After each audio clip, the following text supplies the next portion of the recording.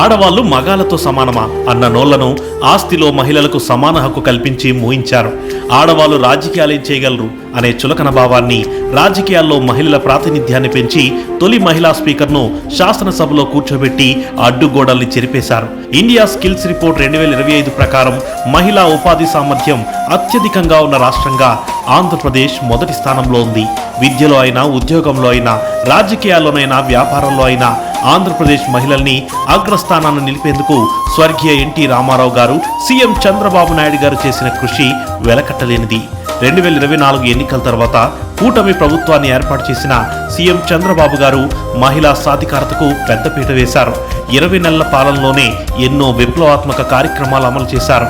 తల్లికి వందనం పథకం ద్వారా 67 లక్షలకు పైగా విద్యార్థుల తల్లుల ఖాతాల్లో ఇప్పటి వరకు 10,090 కోట్ల రూపాయలకు పైగా జమ చేశారు.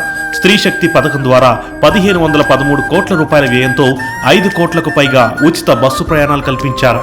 మాకు పిల్లలకి కాలేజీకి వెళ్తానికి కానీ, మాకు మార్కెట్కి రావడానికి కానీ, మాకు ఎక్కడికైనా బయటికి వెళ్ళడానికి కానీ, దేనికైనా కానీ బస్సు ద్వారా మాకు చాలా యూజ్ అయింది. దీపంటూ పథకం ద్వారా 2,891 కోట్ల రూపాయల వ్యయంతో 3,64 లక్షల ఉచిత గ్యాస్ సిలిండర్లు అందించారు.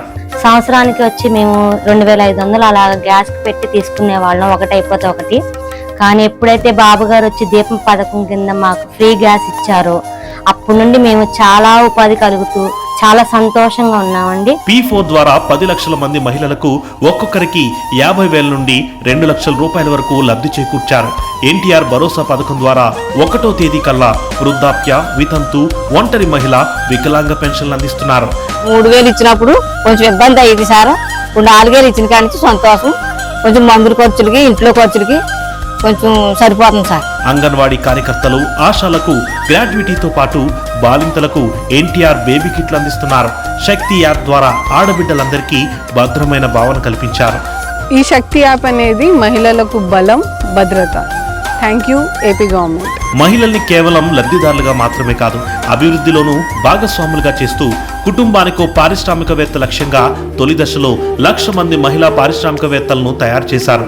మహిళల సాధికారతకు 1,00,000 కుట్టు మిషన్లు పంపిణీ చేశారు.